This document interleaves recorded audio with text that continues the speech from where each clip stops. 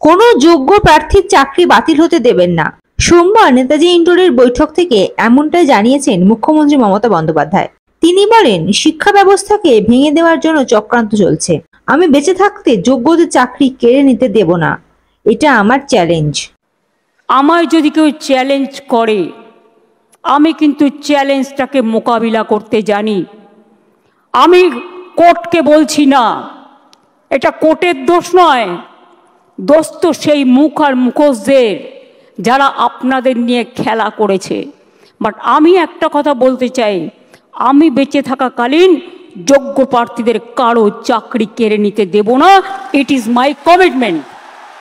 শিক্ষা ব্যবস্থাকে ভেঙে পড়ার জন্য,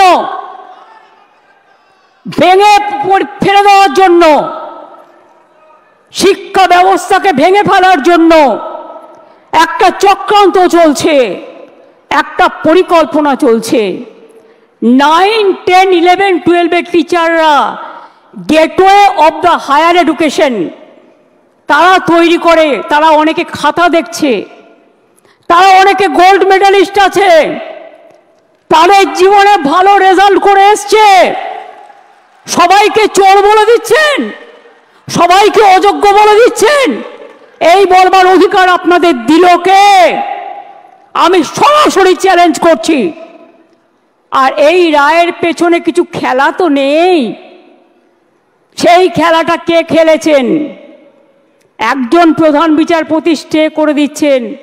আমরা তো মনে করি আইনের সম্মান একজন যেটা করে, উচ্চ আদালতের সর্বোচ্চ আদালত ন্যায় দেবেন, এটাই আমরা আশা করি। বিচারের বাণী যেন নীরবে নিভৃতে না কাঁদে, এটাই আমরা আশা করি। Bureau report, ND Bangla news.